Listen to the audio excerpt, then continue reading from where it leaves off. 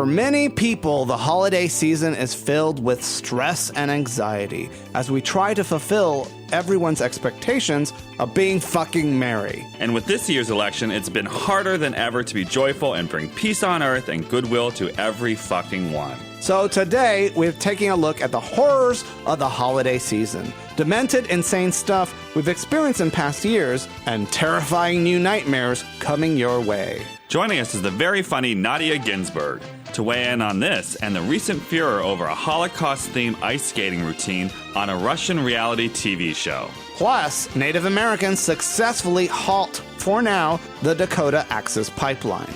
Is Black Santa as hot as Black Jesus? And a new study reveals chimps recognize bots like humans recognize faces. I'm Fausto Fernos. I'm Mark Fillion. And this is Feast of Fun. Feast of Fun is made possible because of your financial support. Guess what makes a terrific holiday present? A Feast of Fun t-shirt. You can get one at our store, feastoffun.com/store. You can get me dressed up as Pimp Daddy Christmas. That's right. Get Mark sucking on a big, fat, juicy candy cane just in time for the holidays to make your cold Christmas nice and hot. We have tons of t-shirts, mugs, and other gift-giving goodies at our store, feastoffun.com/store.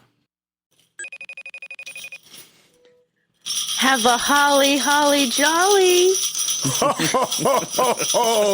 Is this Nadya Ginsburg? It's a hoe for show. Merry Hashtag all holidays matter, Fausto. Can you be a blacker Santa? Can you be a much blacker Santa? I only respond to African American Santas. Then you better go to the Mall of America. Right? Because that's where they have the Black Santa. And some people are not having it. They're just like, oh my God, the Santa at Mall of America is black. I know. It's like, what's next? Like a black tooth fairy? Like what other fictitious thing can people be upset about? It's so crazy. Don't they in the Netherlands for years been celebrating the holidays with Zwarte Piet, Black Peter? Black Peter. They do have Black Peter. Santa's personal assistant who doesn't get paid. So it's his boyfriend, really. It's his boyfriend who takes the kids who don't behave back to Spain from the Netherlands. And the kids are like, oh no, please don't kidnap me and take me to a sunny vacation spot. Yeah. Or and eat tapas. Yeah. It's funny you say it was his boyfriend because we were talking to our friend Michael and Daryl. They're a mixed race couple. And Michael's the white guy is just like, yeah, anytime you see an adult black man with an adult white male, they're not just friends, they're always fucking. And I was like, is that true? And his friend Daryl just kind of rolled his eyes. Well, not all the time, but most of the time. Yeah. It's sort of the would you say most gay couples, it's either you're sort of somewhat similar or completely different? I don't know. You know, the thing about it is like just to every reduce human you to a being, stereotype. Well, every human being who spends time around another person is going to eventually start imitating them subconsciously because as human beings, and not just people, but dogs, cats, we imitate each other. And so when you're with somebody for a long time, you answer the phone, like your roommate situation, they're like, I'm sorry, can I speak to Nadya, please? This is Nadya. Oh my God, you sound like, who are you living with for a while? Johnny McGovern. Johnny McGovern, yes. You sound just like Johnny McGovern. No, I know. And I feel like when I met my boyfriend's mother, she was like convinced we could be related anyway, which was a little scary. So yes, absolutely. That happens. They do have that thing where it's like people that weren't raised together, but they're related, that there's like a genetic attraction to people. That the fact of like growing up with somebody and living in the house with a person makes you not want to sleep with your brother. But if you were raised separately, you'd be like, oh, look at you. It feels like home. It feels like home, I guess. Yeah. The Boulay brothers, you know them, right? They're in LA. Yes. Yeah. They have that show that RuPaul's Drag Race imitates a lot called Dragula. Yeah. Where they're torturing drag queens within the legal limits of the law. So they haven't pulled out a gun yet, but they were on the show last week hinting that later in their season, they're going to be forcing drag queens to eat shit. Oh my God. I don't want to be on that show. Just join SAG. Just join SAG. It's much easier. It's, you know. Well, you were a judge on RuPaul's Drag Race one time. You saw how the sausage was made. Yes, yes. What was that experience like for you? I don't know. It was actually pretty. It was unlike usually when I go to, I've been on television or done anything, whatever, go to perform. I'm performing. So I'm like preparing and I'm in a setting where there's acting. And this was actually very different. It was, me and my beloved and our beloved Devin Green and Bruce Valanche. And it was actually pretty straightforward, and I was really just focused on giving a good advice. And when it was done, I was like, did I even do anything? So it was actually pretty, I didn't really go into the bowels of, the drag race experience. That was pretty limited. Isn't that exciting and scintillating for your viewers? Well, they're not watching it, they're listening, but yes. Unless they're taking acid, which some of them are. Why not? It's the holidays.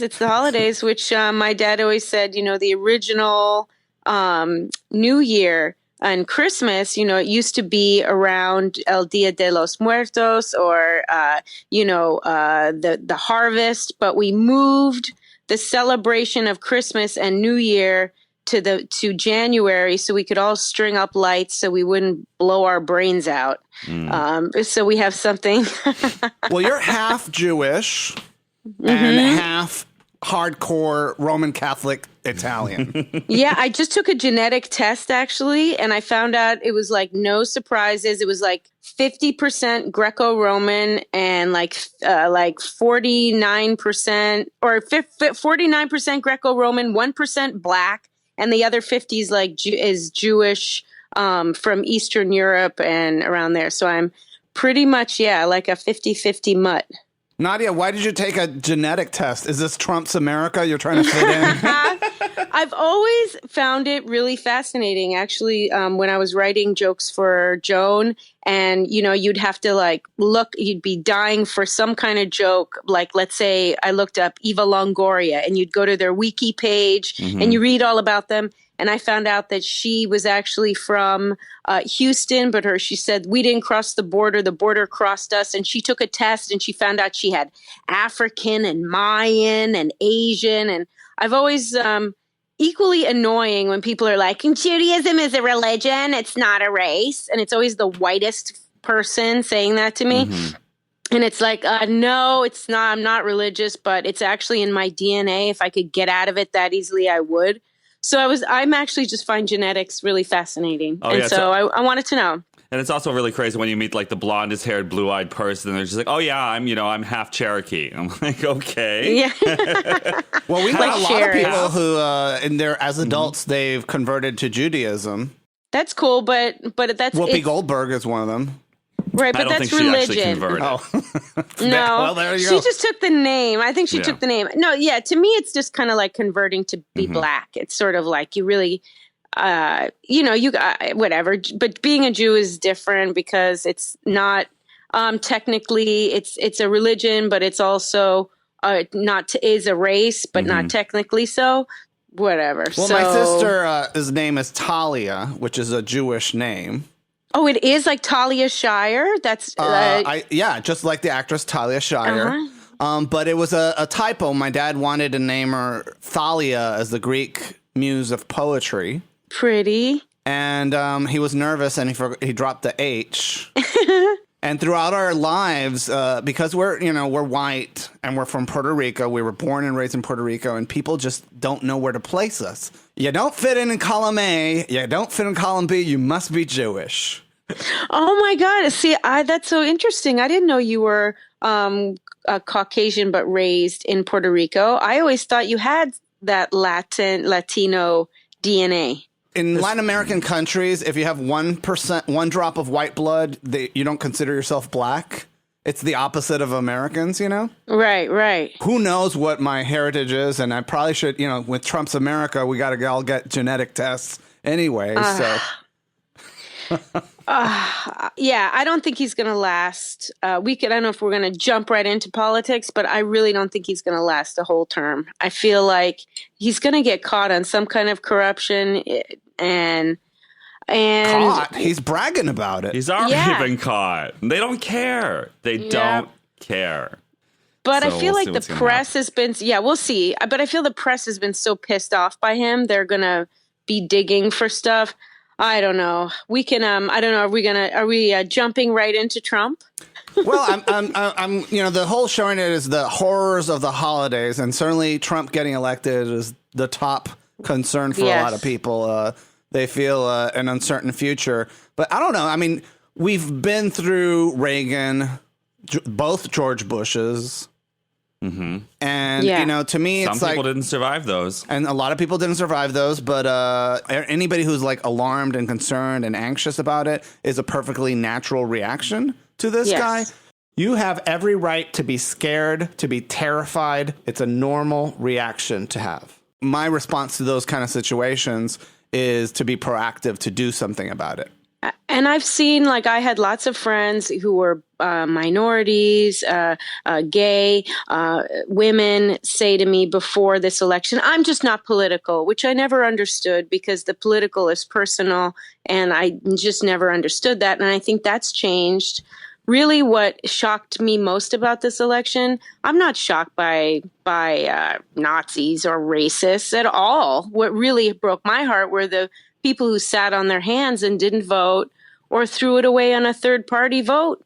And, seeing interviews with young Black voters who were Bernie people or Clinton people saying, I don't know, the Democratic Party hasn't done much for us. And so I don't know. And so to me, we got to wait till 2018 and we see if people get upset enough to vote for Senate and House seats.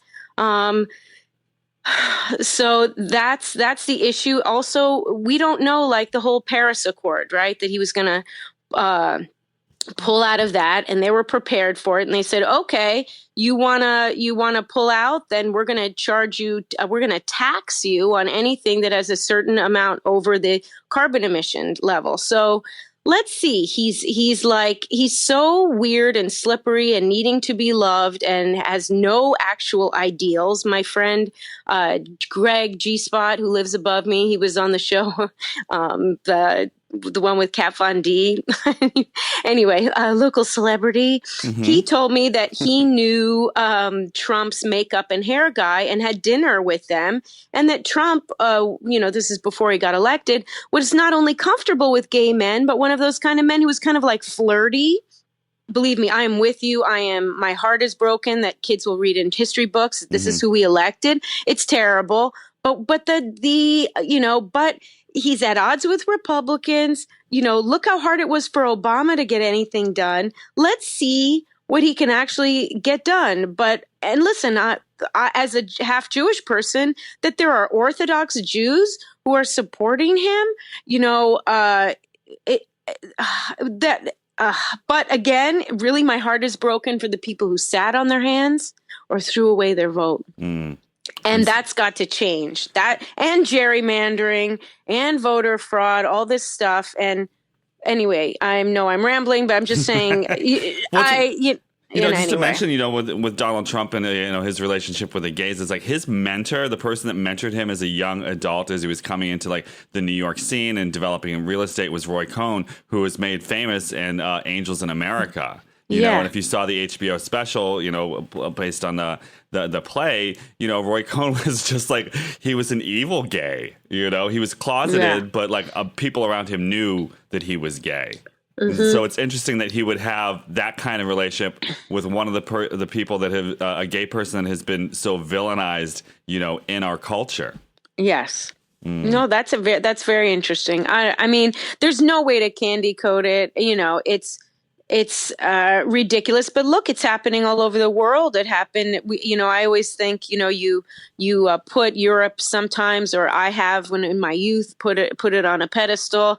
And look with Brexit and what's going on in Italy, and so this is, it's kind of like a pendulum, but I think I'm going to try and be like my hero, Obama, and see the glass that's half full, be a half full kind of guy. And, you trudge onward and I don't know. That's all I can say. Well, I feel like for myself is when you have that kind of situation and these people are emboldened, Trump's people or feel like they can do and say anything they want. I encourage all the listeners out there to, let your freak flag fly too. Be the person you want to do, and don't let these haters stop you from living the life you want to live. No. So does this mean that Christmas is ruined? That Hanukkah is kaput? Sorry. I feel like these holidays it's probably going to be even more meaningful for people to sort of, because, and it gets to a point too, and memes are not going to change the world, and sharing articles is wonderful, and you should make your point heard, and protesting is good. But, there is something to withdrawing into yourself and counting your blessings and doing the work. I joined the ACLU. My friend is a chapter of the National Organization for Women. I joined that. On basically a out of work actor's salary. Yes. No, I know. I was even able to afford to give 20 people a meal for $12 at the downtown Mission. So can we just say, stupid fucking cunt, Susan Sarandon, I don't vote with my fucking vagina. Are we finally ever going to get rid of this ridiculous third party just fucks everything up? Had all those people in the third party still voted for Hillary Clinton, that she still would not have gotten those swing states. But let's look at Ross Perot electing Clinton. Let's look at Nader affecting Gore's presidency. What I'm saying is I'm saying there should be freedom of speech, but I truly believe any values or opinions espoused in the Green Party exist in the Democratic Party, and it just ends up siphoning votes and diluting the party. And haven't always been a third party candidate? It's just that sometimes in some elections they have more of an impact than in others. Yes. I just wish people, I don't know. I'm just so old fashioned. I'm a card carrying Democrat and I'm just, I had friends. I want to vote for, you're going to vote for someone who doesn't know where Aleppo is, or I don't, these idiots. Christmas is ruined. No, listen, I think Christmas is, it is every year as I get older, I find being in a room with a bunch of people pushing 50 without any kids, haggling over a white elephant present to be less and less palatable. I love decorating. I love the smell of a tree. I love the cooking.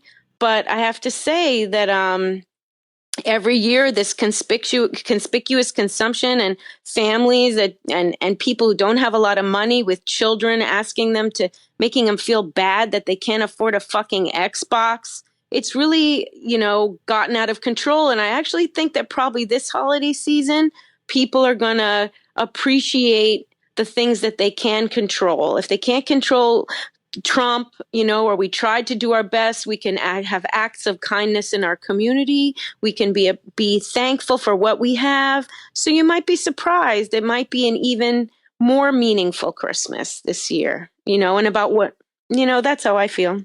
So for people of shared or mixed heritages, like for you, it's definitely there's an Italian Catholic and a Jewish, was it a Jewish Russian or? Russian, yes, Russian Polish, but we don't admit to the Polish part. And for me, it's like it's a Spanish, we have a very strong Puerto Rican Spanish heritage mixed with my mom's, Texas British background. During the holiday season, it's always interesting because it's always a negotiation of culture. And one of the things that is being shared a lot on social media right now is the proper way to make a Puerto Rican coconut flavored holiday drink. We call it coquito. Oh, okay. Does it have condensed milk in it? Yeah, it's condensed milk, rum. Mark, what else? Are the Coco ingredients? Loco. Coco Loco. Coco Lopez is that Coco what? Lopez. Coco yeah. Lopez, The yeah. stuff that you use to make pina coladas, basically, with some cinnamon and vanilla. Ooh, I like that much better than that shitty eggnog. That sounds yeah. good. Well, and a lot of people make them ahead of time, and they add a couple of pieces of almond candy into it, or they just actually throw almonds into a blender, blend it, so it has a kind of a coconutty almond boozy beverage, and you keep it in the fridge, and you can keep it for months. Puerto Ricans celebrate the holidays all the way up until April. Right. Well, it's like the Puerto Ricans, they look and live good forever. Look good and live forever. But my heritage is They look good forever. They do. Okay. Puerto Ricans? black don't crack, honey, and brown goes down Yeah. easily. So the thing about the coquito is that in my generation, we had a lot of people coming in from the United States and other countries moving to Puerto Rico because a lot of corporations thought it would be a really good idea to set up base there. And so like in high school, half of the kids that I went to high school with were from other countries or were bilingual, which is not necessarily the case as it is now. Oh, wow. And one of the things is to explain what a coquito was to a lot of Americans. They said this is Puerto Rican eggnog. And so what you have is a lot of recipes on the internet and one classic cookbook saying that you should put eggs into a beverage that's going to be sitting in your fridge for weeks, if not months, which is a terrible idea. And so right now, we also made a Cooking with Drag Queens video about it, and everyone's like asking me as if, which we all know that Lola von Miramar, the Puerto Rican drag queen, she's the actual, college accredited expert on Puerto Rican culture. And she'll tell you, even though there are mentions of throwing eggs into coquitos, it's a terrible idea because you will get sick if you leave it sitting more than a day in your fridge. Yeah, that's not good. So But if you were to make it fresh, it's it's acceptable. And also too is if it was commercial, because like you can buy eggnog and it actually has egg yolk in it, but that stuff is pasteurized too. But even that stuff will spoil after a while. Yeah. Whereas coquito is designed to literally sit in your fridge for months and not go bad. Now I want to make it. Yeah, it's delicious. There's a recipe on our YouTube channel at Feast of Fun.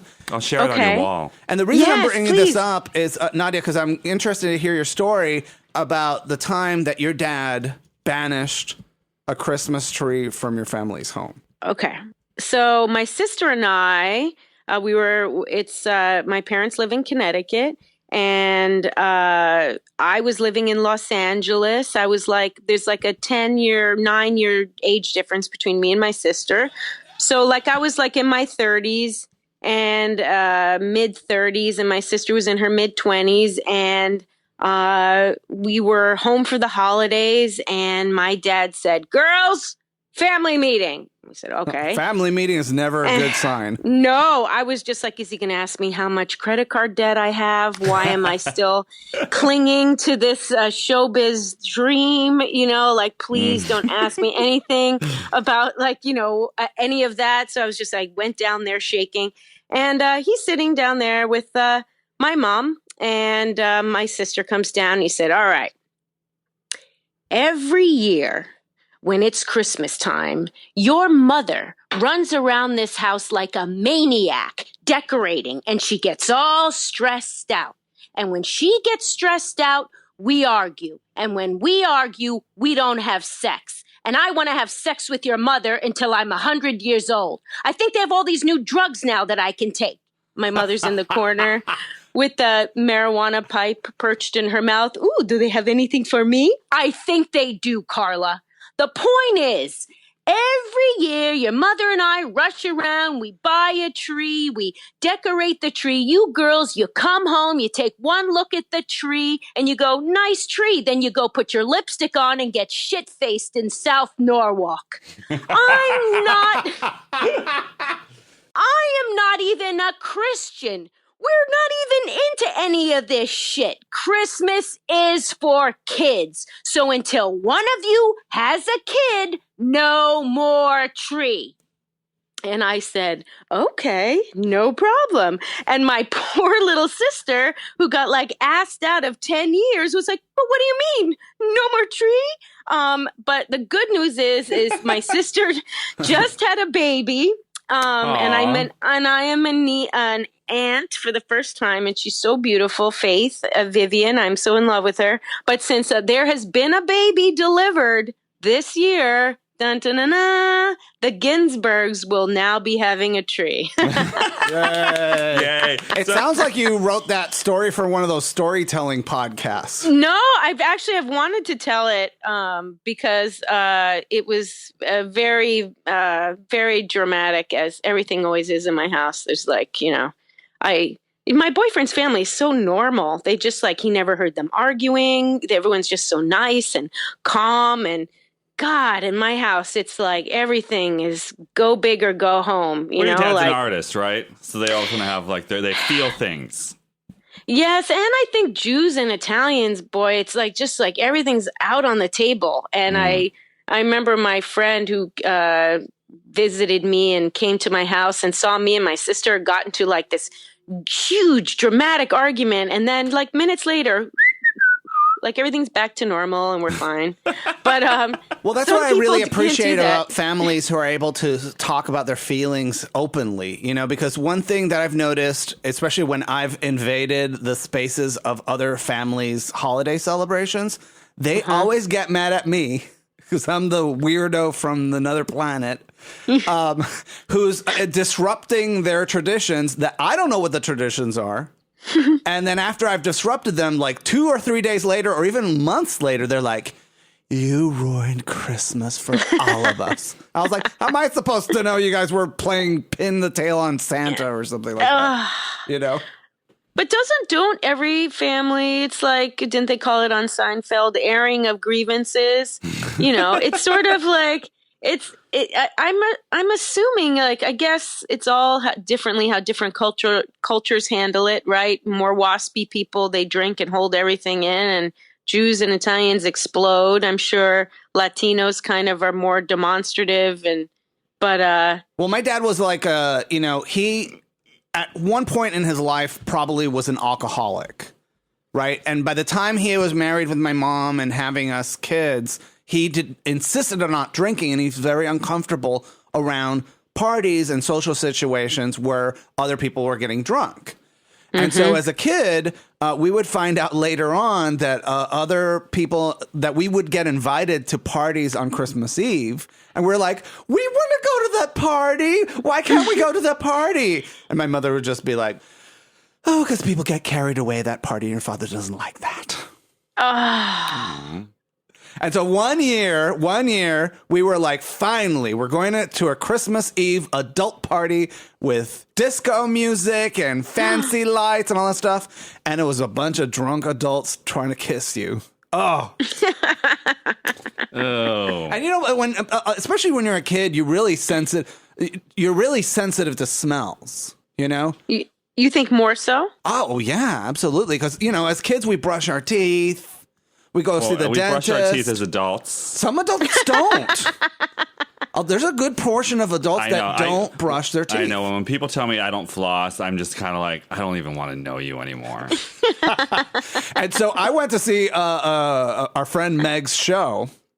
Meg Grunwald. She'll be on tomorrow's guest. She's tomorrow's guest. Cool. It's half Jew week here on the Feast of Fun. All right. And I guess half for some Jew, reason, like, which I'm very flattered, because I think Meg is this girl who, like, she dates all these CrossFit guys who are really hot, Okay. And so her Jewish family was there in the audience. It was like a Jewish holiday celebration themed comedy show.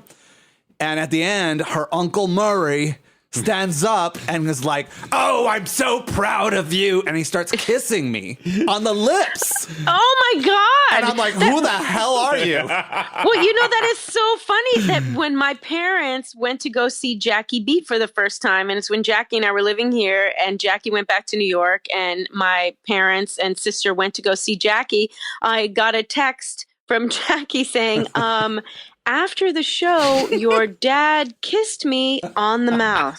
Ooh. And I was With like, tongue? oh. No tongue. But yes, I think it's sometimes like I imagine it's probably straight men who've lived sort of have a feeling of liberation, and they're sort of allowed to express but it's on a very deep visceral level, because I'm sure my dad could not have anticipated that, or Murray for that matter. But Well, your father's a brave man for kissing Jackie, I gotta say. Right? Your dad's got balls. Oh yes. Absolutely. Well, did your parents always been together throughout your life, right? They never got divorced or anything like that? No, well, they got married.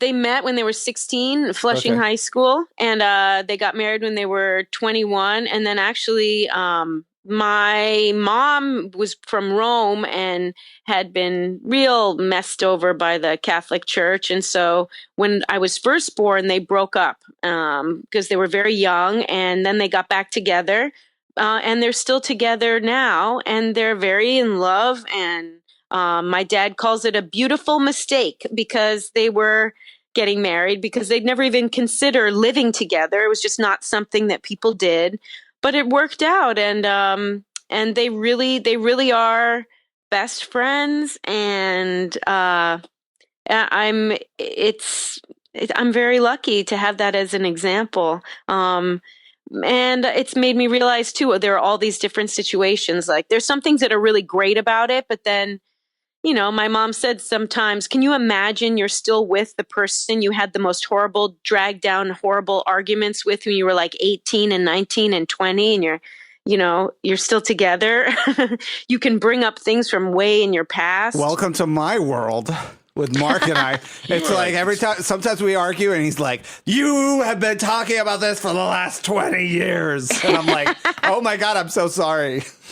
But I feel like it's either you either spend a long time with one person, but I think it's like it works with, I'm imagining with you two, because you both have shared goals and dreams, and there's something better. You have shared dreams for moving forward. Like Woody Allen said, if relationships are like sharks, if they don't move forward, they're dead.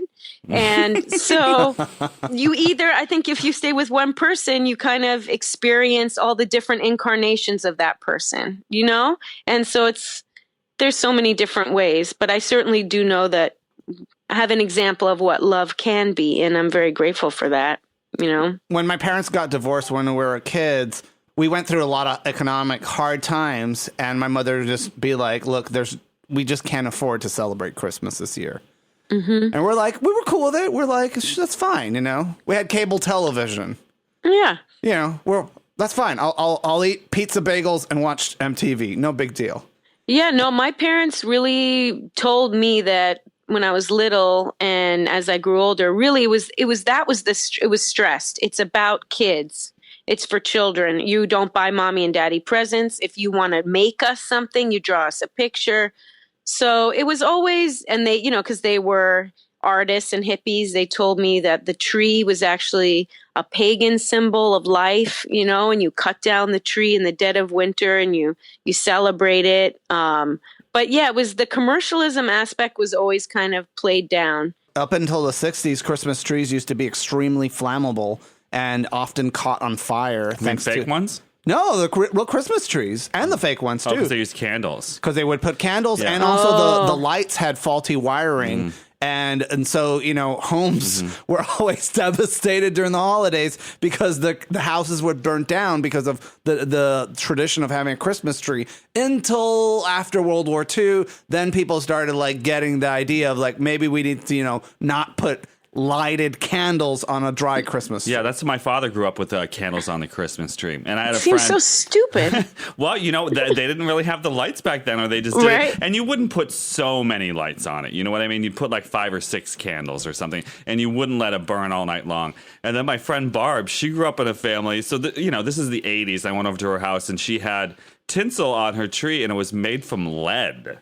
And so it was lead tinsel, and they would take every year. They would take because they don't make it anymore, obviously, because kids would eat this lead tinsel and then get brain poisoning or whatever it does too. And so they would remove the tinsel one strand at a time and lay it gently into a box, and then remove another one. And every year they would bring out this lead tinsel.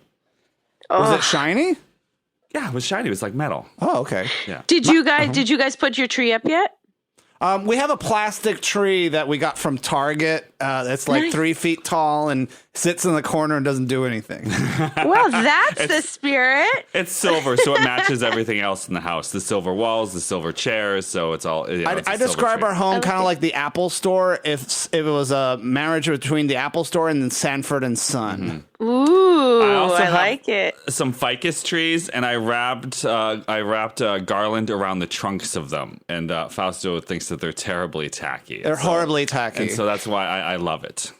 No, I have a fake palm tree with Christmas lights that I have a monkey sitting under with a fake martini glass. But we haven't gotten our Christmas. I think we haven't started decorating yet. We're gonna do that and probably get a little tree or something. Well, a lot of people don't realize that the kitchen that we cook in on Cooking with Drag Queens is our home kitchen, and it's a tiny little ass kitchen.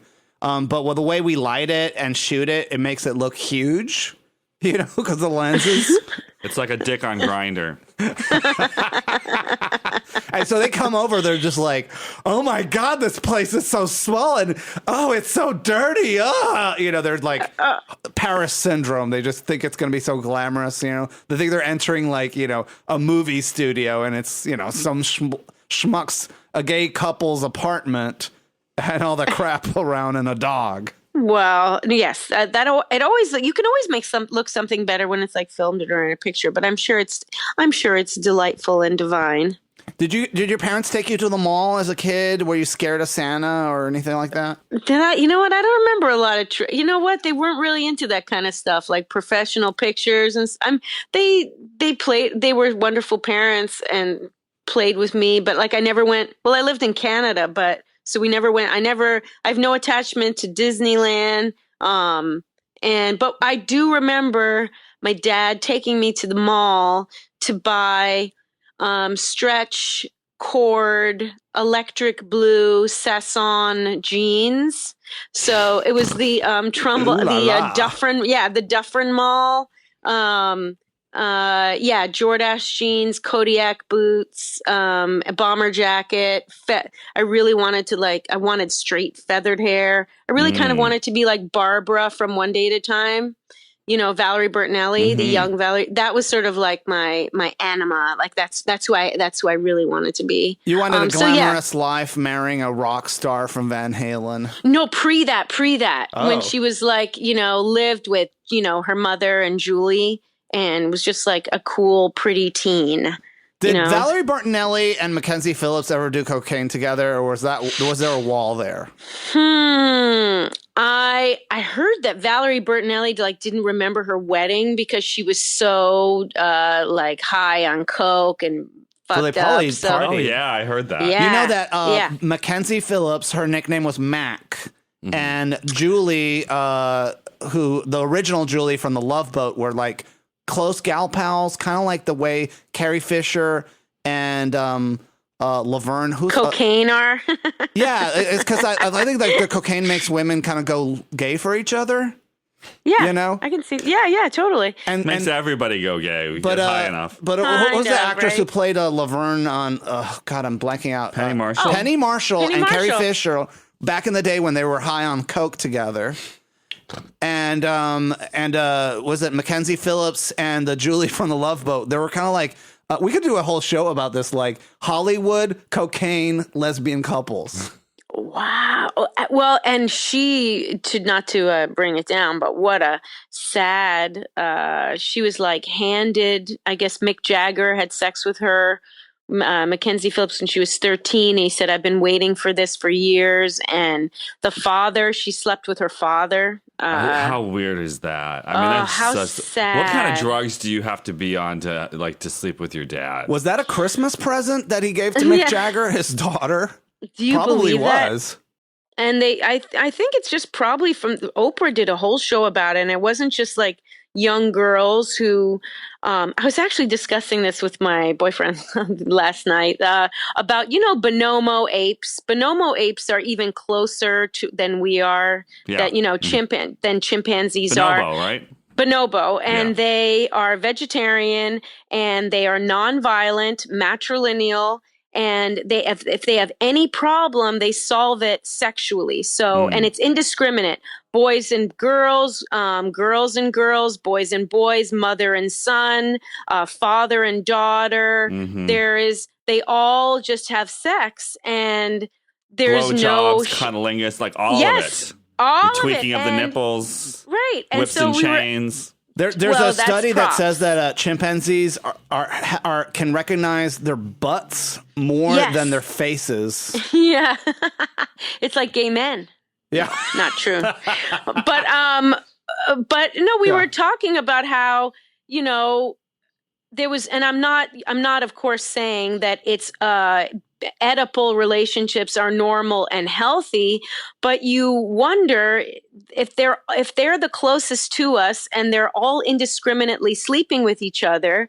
If there was less shame, you probably wouldn't have priests, you know, secretly in shame doing things, or people acting out shamefully that these natural impulses. I'm not making any grand sweeping generalizations, but it's very interesting the way we're built in terms of, you know, getting back to Laverne, Julie, and Mackenzie Phillips bumping muff high on cocaine. But, you know, we're kind of all on the spectrum, right? We're just told that we can't be. I just want to know what's up with Lauren Tews. She's the actress who played Julie, the cokehead Julie. I love her. She was so bad. Where is she now? You mean? Yeah, she doesn't have a Twitter account or anything. Well, she and Mackenzie both lost their jobs because they were so high on cocaine, right? Yeah, I would have loved to have been on that. You know how high you would have to be on the cast of the set of Love Boat with all these celebrities and you're like rolling and everything's hysterically funny. Oh God. I see cocaine. I've done so many drugs, but the cocaine, and I don't do them now. The only thing I would do now, and I love and enjoy, is occasional mushrooms. That's like, they're wonderful. I feel great the next day. They have all these great studies that say all the good things they do for your brain. I happily do them, like if I can, once a year or something. Marijuana, and I haven't even been drinking. I've sort of put the drinking on the back you're burner. Hollywood sober. You know what? I can't. It just, as you get older, it just actually makes me depressed and sad and fat and poor. And I went to see Lady Bunny's show at the Stonewall Inn when I snuck off from a week-long workshop at YouTube to go see Lady Bunny's show and had a meet and greet with the listeners of the podcast in New York. How fun. And they were buying me drinks, but the waitress at the Stonewall Inn kept charging me for drinks that other people were paying for. No. So at the end of the night, I got this huge bill, and I'm like, I only had like 3 drinks, so it was not that bad. But it was like, I was like, $40 for what? Well, yeah, we gotta stay on it. There's a great product, though, I would like to recommend. It's called Party Smart, and it's at Whole Foods. And it's a little tablet that if you're in a situation where you say you want to have a drink or two or even more, you take this pill. And I guess what it is when you get drunk, it's kind of like lactic acid fermentation, which I'm sure you work out people would know about. That it's like the byproduct of being drunk that is what makes you have a hangover. And what it does is it metabolizes that byproduct. And I tried it when I went home for Thanksgiving because I did have some red wine with my sister and I had some at dinner and I had no hangover. And lately, like 1 or 2 glasses of wine, I wake up, my eyes are bloated. I feel like shit.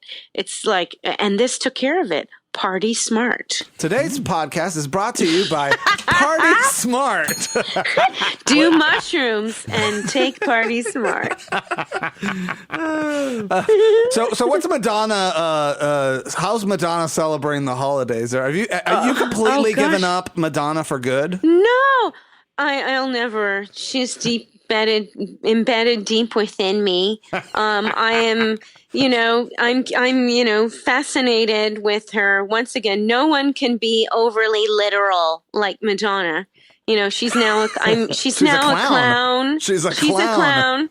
I don't know if you saw when I opened up for Amy Schumer in Madison Square Garden, I announced that I would not only go down on anyone who voted for Hillary Clinton, but that I swallow. Yeah. That's why we lost. Yeah. It's because of that. And there's never been an announcement. The last time there was an announcement that anticlimactic, it was Melania Trump's wedding night. No, but like, no, she's. Oh, is Jackie Beat writing jokes for you now? Are you kidding? What do you mean? Jackie doesn't have to write me jokes. I wrote that joke.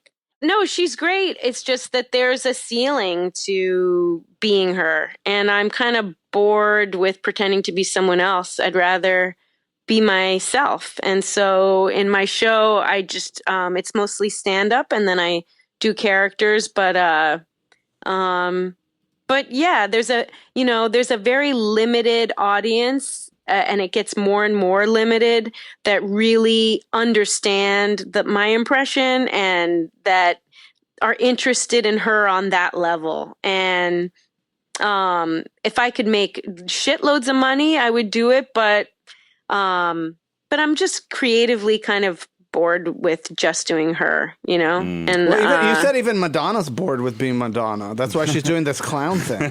Yeah, I think she wants to, and she's getting older and she wants to sit her ass down. She doesn't want to have to. It's the same kind of the way when I travel to a different city, it's like 5 wigs and 5 outfits and light cues and costume changes, and I'm doing everything. I can't just hire a crew and a costume designer and all that stuff. So I think she wants to pare it down and actually do something more like what Sandra Bernhard does.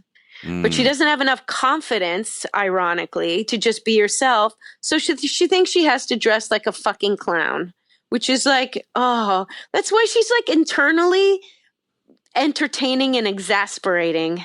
Is that the advice you gave to the drag queens when you were a judge on Drag Race? To do what? Exact same words. Exasperating. That's why you have to dress up as a clown. Oh, Madonna. Oh, Madonna. We love her, yeah. And we're also confused by her. Yeah, no, she's I'm not wonderful. that confused, though. I think she's pretty predictable, though. But it's just that thing. It's like every time she does something nutty, you're like, we joked about this, and then it happened. And then at a certain point, you're like, obviously, like she's interested and intrigued by your career, that she follows it enough to imitate it or pay tribute to it, or somebody who has her ear certainly like is aware of your work. But like the fact that she was having like, Derek Barry and all these other, LGBT media comedy performance people performing with her in her tour, I'm really disappointed that she never invited you to do it. I hope not, but I think she probably thinks I don't like her, or she probably doesn't get that I'm a fan. And I think probably some of the things have been too close to home. Yeah. So. Well, Selena Luna said that she felt nervous sort of making fun of a little girl when she was playing Lola. Yeah. Yeah. And listen, if the comedy's cruel, you got to go big or go home. There are limits, and in the end, like I said, I think it's kind of a blessing because I don't want to be, when it's all said and done, I don't want people to look at the body of my work and it just be about pretending to be someone else, you know? Yeah. So Madonna I guess she just performed at Art Basel like the other day or yesterday. Basil. And she kissed Ariana Grande. So hopefully she doesn't poison Ariana Grande like she did Britney, because Britney kind of fell apart after that kiss. That power exchange is what Madonna said it was, but what Madonna did, I think she just sucked all the like a praying mantis. Yeah, it's just sucked it out of Britney, and then Britney had her breakdown shortly after. Who else did Madonna kiss and they kind of just fell apart? Quite a few other people, yeah. Yeah. Let's see. That Jesus guy, Jesus Did she guy? kiss Drake or something like that? She kissed too? Drake. Oh, he yes. lost his She shit. deep throated him. It was a surprise attack on stage at the outdoor festival. Madonna covered Britney Spears' Toxic. Oh, Dressed really? as a clown, yes. That's cool. did. That's cool. That is a great song. I think it's probably my all-time favorite Britney song. It's all about that guitar. Oops, I Did It Again is pretty good, too. Madonna wore a good. pink sequin clown top and fishnet stockings. Yes, and a clown nose, and listen, she's doing it all for Malawi, so it's all good. It's like she's so literal, and I feel like it's like everything she talks about is stuff we already know. Like, I want to know. Tell me, what was it like fucking Vanilla Ice? She can't be vulnerable. She just can't be truly vulnerable. It's like, take off the nose, take off the outfit. You're like, you want to be brave, just stand there. On that, I'd pay good money to see her like sitting on a stool, like with a little 3-piece band backing her up and just talking and singing. Wouldn't you want to hear that? Like, but like inside the actor studio with Madonna. Oh my James God. Lipton be like, why did you pump gas naked? Yeah, well, that's like in my web series, right? I did that with Hilton. I made Hilton James Lipton, and she was on the actor studio. Yeah, and but it was a Paris nightmare. Hilton? It ended up. Yes, he was. It was a nightmare that she was on the actor studio, but for some reason, Perez Hilton was the host. And he started out congratulating her, and then he sort of tortures her and asks her all these, upsetting questions. And then she chokes. She can't breathe, and she wakes up from the nightmare that she was on the actor's studio. Because being around Perez Hilton wasn't a nightmare enough. So Madonna made a Trump joke at her performance. She said that she had been in Donald Trump's bed earlier in the day, but then she said it wasn't with him. It was for a magazine shoot, and she said that the sheets were very cheap. And this is a quote: "They won't be Egyptian cotton because we all know how he feels about Muslims, don't we?" God damn it! That's not bad. Not bad, Madonna. Not And bad. then she sang toxic about Donald Trump. Okay. You made a joke on, was this a tweet? Says Trump picks an Asian woman to be transportation secretary? He can't even be a sexist racist properly. Right? I mean, he thinks Asian people can't drive, Asian women, and, please. Well, that's the first person of color that I've noticed that he's appointed to anything, right? And somebody said, isn't that Mitch McConnell's wife or yeah, something? Yeah, it's Mitch McConnell's wife. Wow. Yeah, way to drain the swamp. Could you imagine having to wake up and have to sleep next to Mitch McConnell and wake up seeing that face in the morning? Oh. What about Trump? What do you think he's like? Do you think he's like makes her say things like, "Oh, you're the boss, or do you think like he even cares? What she's doing? Do you think they even still have sex? I guess Probably. She makes him. She's gorgeous. I mean, she's smoking hot. She might be like sometimes when you sign prenuptial agreements, they have clauses in there like how often you have to have sex. So she might be contractually obliged to have sex with him. I wonder. I bet you he would not allow in anything that would limit his amount of sex. Well, this is the thing that bothers me about, I love to speculate about all the juicy, dirty, twisted, demented things Trump does and thinks, but ultimately it's his policy and his corruption that we need to be right now paying attention to. That said, there's a lot of news that's, actively propaganda meant to confuse us and distract us. And one of them that I thought was really interesting was the Holocaust on ice.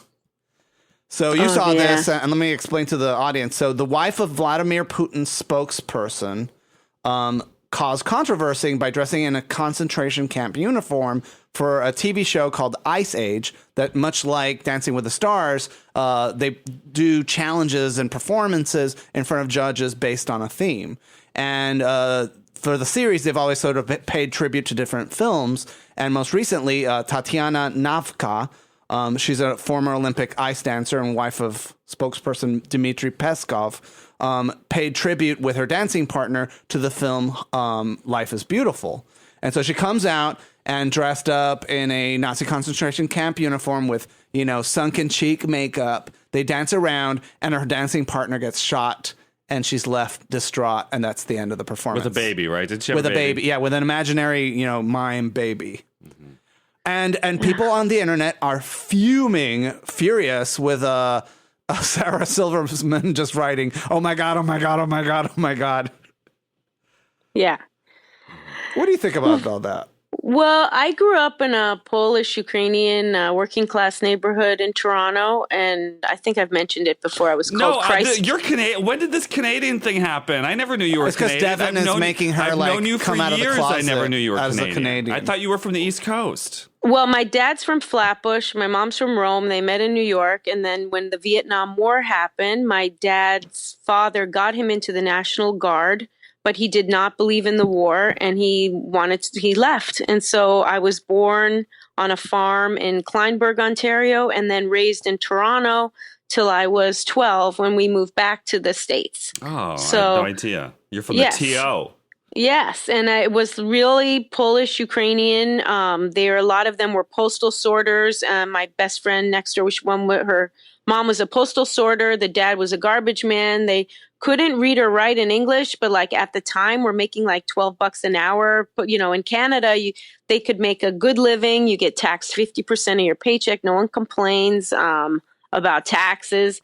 But when I was called Christ killer when I was like 4 and no one would play with me. So, Russian and Polish people, they're only 1% Jews in the world. It's a very small amount of Jews anyway. But Russian and Polish people, that kind of anti-Jew hatred is old and deep. And I also think as we move on in our society, no one actually reads history books. We refer to films as our source of history. We watch joke news instead of reading the newspaper. And so I think to a lot of people, it's really easy to twist the news and come out with fake news because no one, actually reads actual facts. And so it's disgusting, but it's not shocking to me. And of course, as I'm, no one did it better than Mel Brooks when he did Springtime for Hitler, or at the end of History of the World Part 1, Hitler on Ice, which was outstanding. But that was meant to be like a comedy. Funny. Sure. And they're doing a dead on serious tribute to this totally. film. And Charlie Chaplin imitated Hitler. It's all different. But yeah, I think it's because it's trivializing it, and it was actually from the movie Life is Beautiful. That's what she contended, that it was a scene from the movie which dealt with the Holocaust. So it's like, that's what it is. It's not something that even actually happened. It was just something cute from a movie. So I think all those factors play into that, like just deep ingrained racism, so you can't even see it. And then like history being like things you see in movies. Like did it even really fucking happen? I don't know. It's disgusting. It's really gross. But listen, I'm sure Native American people feel that way about the hockey team logos and baseball team logos we have. And there are probably a lot of things that are so offensive that we don't even see in our own culture, that. So, well, I don't know. Part of me, it's like, listen, any subject matter is appropriate for art and theater, and yes. And part of me is like, does this cause anti-Semitism or bigotry to escalate?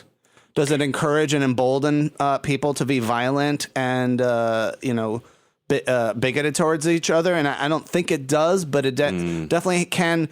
The idea is that a lot of these performances on these TV shows, they isolate the clips, right? So they have 2 concentration camp people dancing and looking like they're happy on ice. It looks like it's a tribute to Mel Brooks, if anything. Well, and it trivializes it. It makes something horrific a cartoon. And we've discussed this previously, but I take the same issue when Joan Rivers called Annie, whatever the last name was, on the Celebrity Apprentice. She got mad at her opponent and called her Hitler.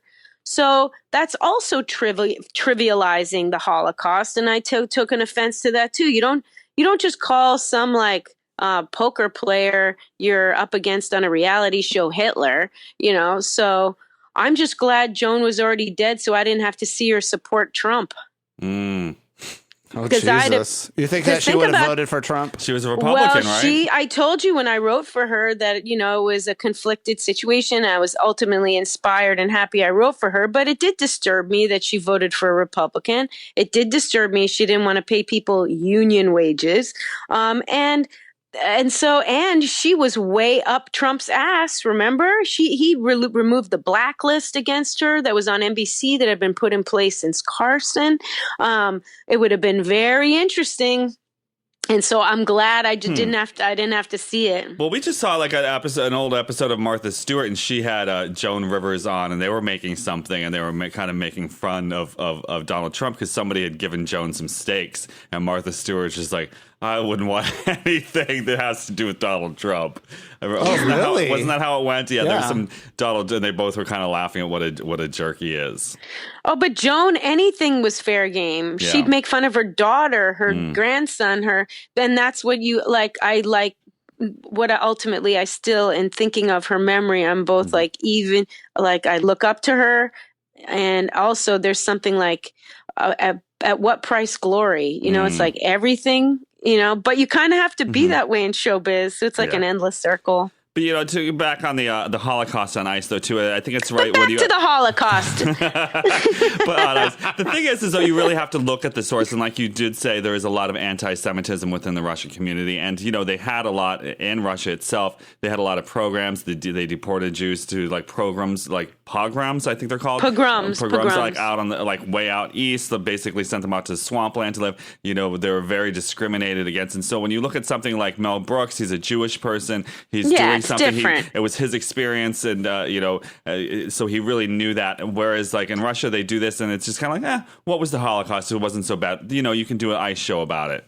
And so it's gross. Yeah, it minimalizes it and trivializes it. Well, it's not the first time reality television in Russia, especially those dance contests, have tackled Nazis in film as a theme. I think it was like even last year, actor Alexander Petrov dressed as a Nazi soldier for a routine on the TV show Dancing with the Stars Russia. Where I saw that clip you sent. Yes. He paid tribute to the movie The Piano. And so he's basically I didn't see the movie The Piano, but there's a piano on the stage. There's a blonde woman and this guy dressed up in a Nazi soldier uniform. And I guess he's like dancing with her, but he's chasing her and beating her up. It's really, really twisted. Like a Madonna video. Art for Madonna. Freedom. I like the way she's been reposting her Art for Freedom clips on Instagram. See, it was funny. It was funny when Obama was in charge, and now we have somebody who is in bed with actual Nazis, people who use the Hitler salute, who actually identify themselves as the modern equivalent of Nazis in Germany, in the United States, endorsing and working with them and even putting them in charge.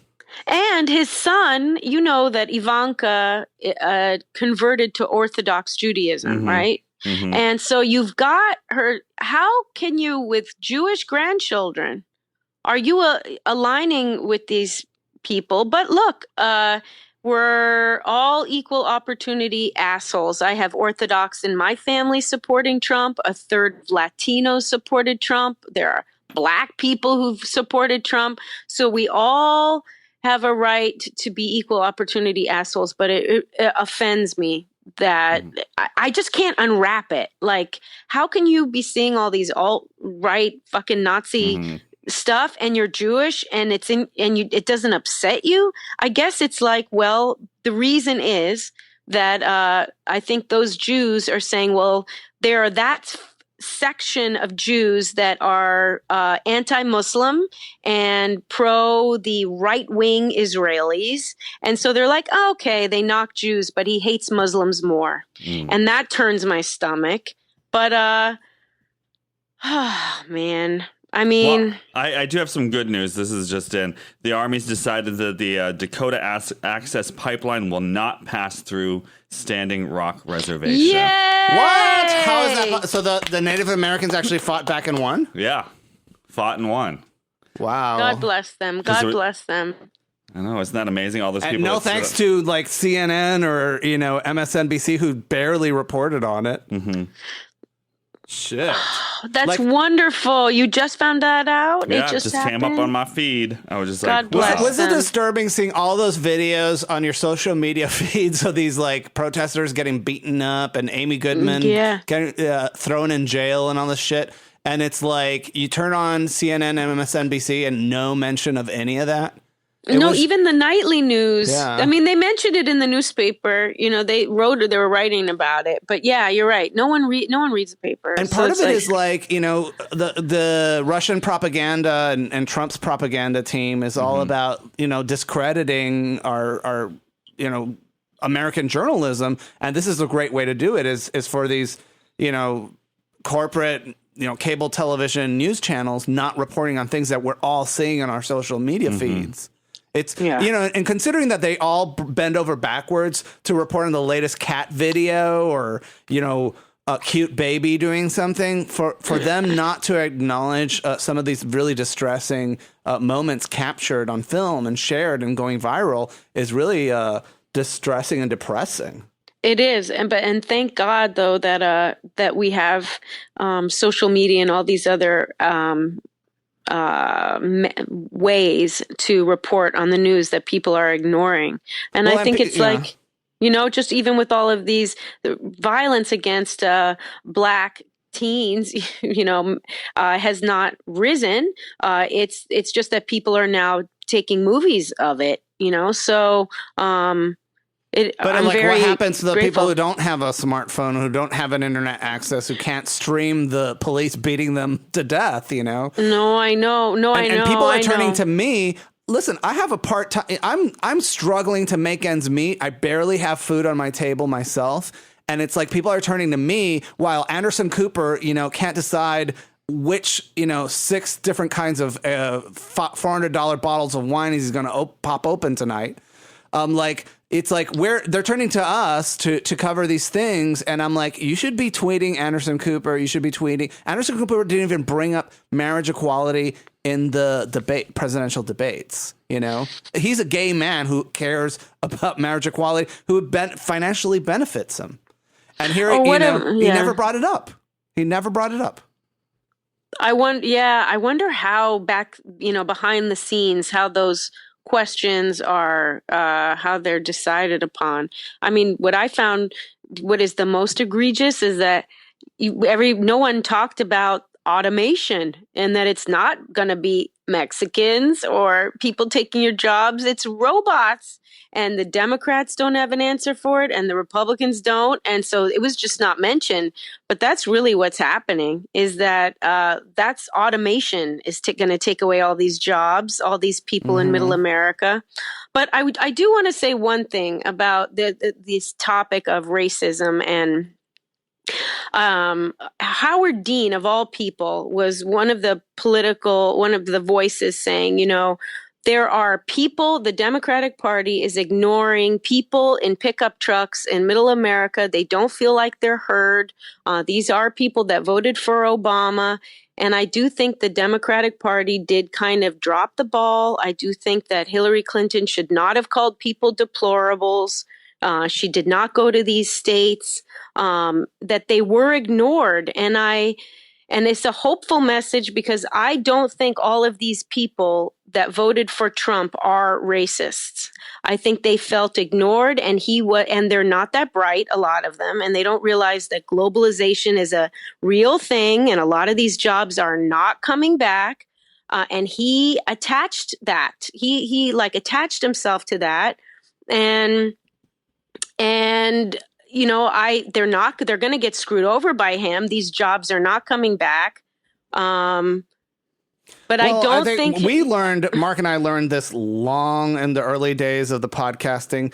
Never trash your competition or their fans, because it makes even if the competition is Satan on earth, it makes them sympathetic and turns them into the underdog. Right.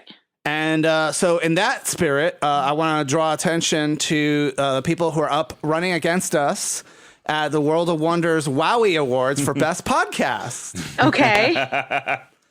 And so this year, I guess the World of Wonder that produces RuPaul's Drag Race is doing a, I guess the Wowie Award. Wowie Award. Yeah. They have it every year. I'm sure you've been nominated in years past for something. You had to have been. Have I been? I don't know. I don't. You're kind of considered a wow celebrity, aren't you? They blog your stuff sometimes, right?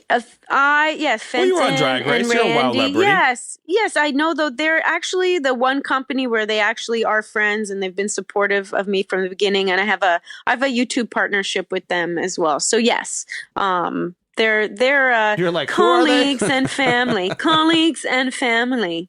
So They are. So they They're invite great. you to their Christmas parties and stuff like that? Yes, but they've gotten rid of the Christmas party. They didn't have What? one last year, and now they're not having one this year. I know. Well, Cheap. they sent us a selfie stick last year. I hope they'll send us something Yes. this year.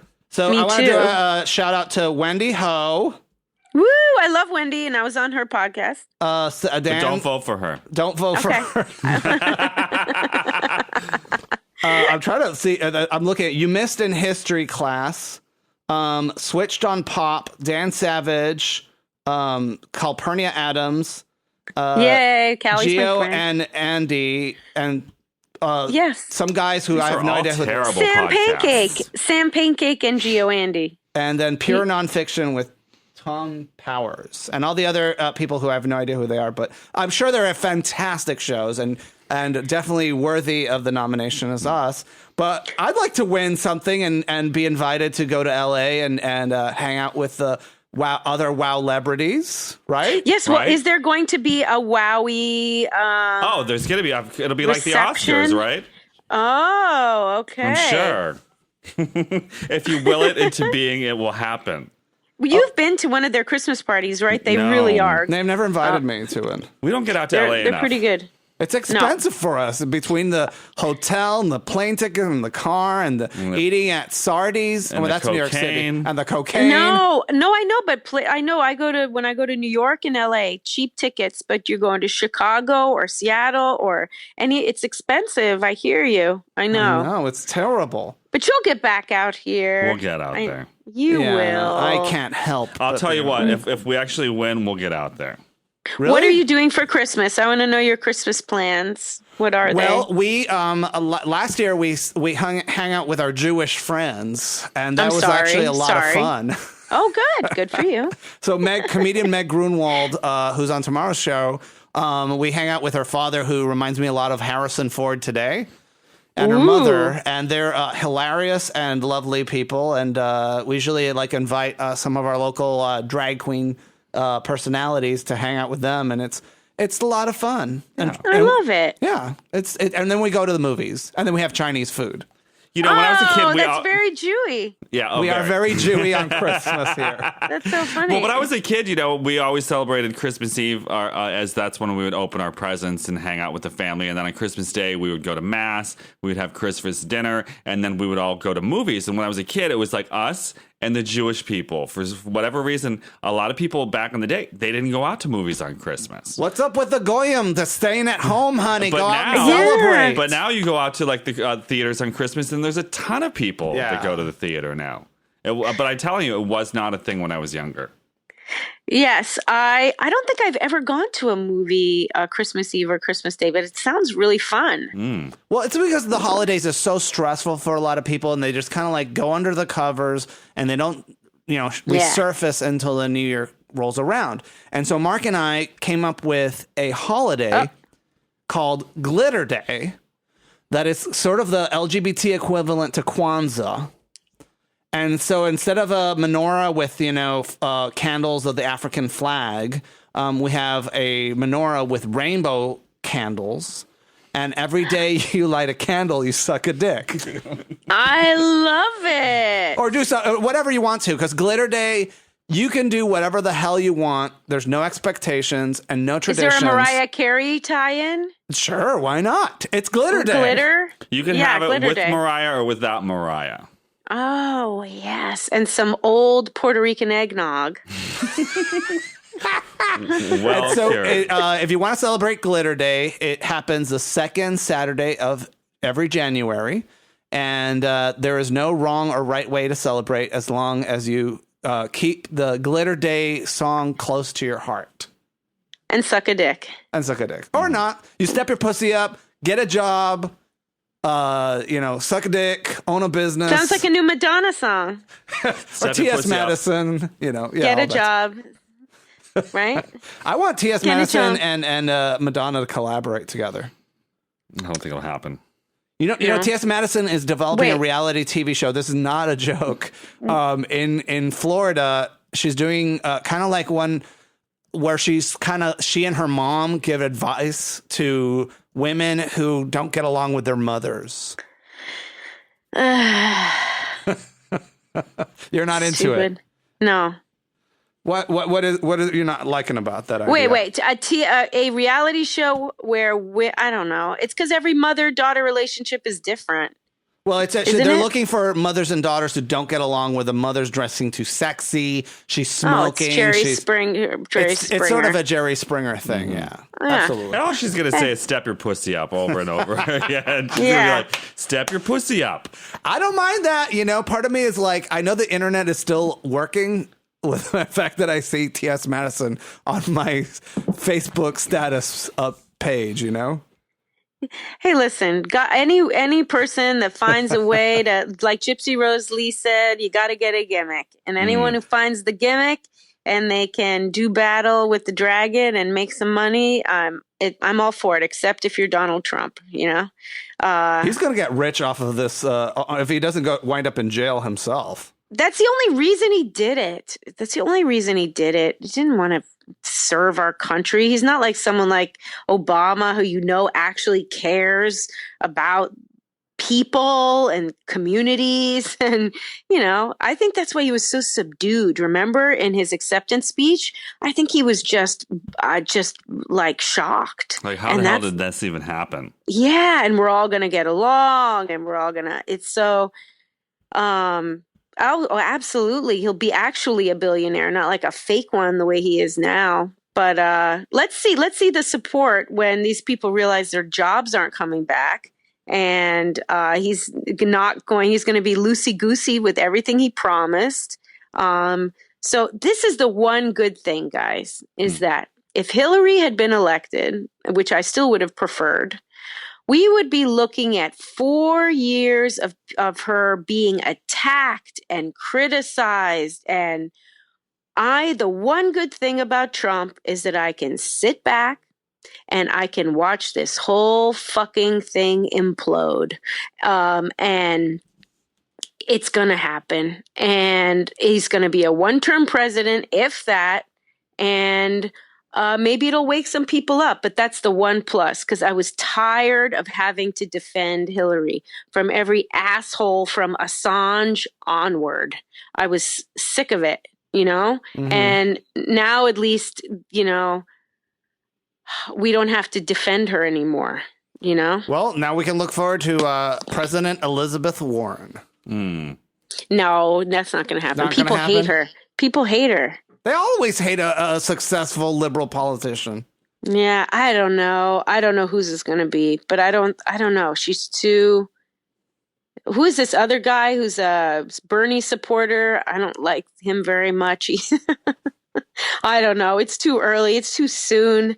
I'm still like licking my wounds. I know. But we'll get through this together. I have faith in our republic, guys. I have faith in our republic. I do. And echa pa'lante, si se puede, step your pussy up. And if you can't love yourself, how the hell are you going to love somebody else? That's true. True. If all I needed to know, I learned from RuPaul in kindergarten. That's right. We're all born naked. The rest is drag. Nadia, where are you going to be performing next? What are your upcoming shows? Will probably be in the spring. I funded my second season of my web series and then realized I wanted to do something completely different.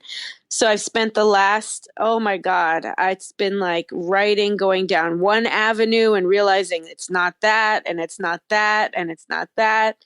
And I finally have come to figured out what it's going to be.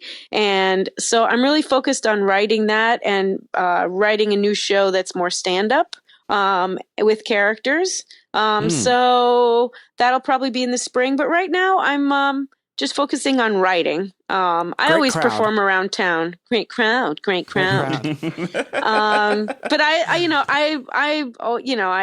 I will probably be doing other shows around town and other people's things. But for now, I'm writing. I'm like in a writing phase.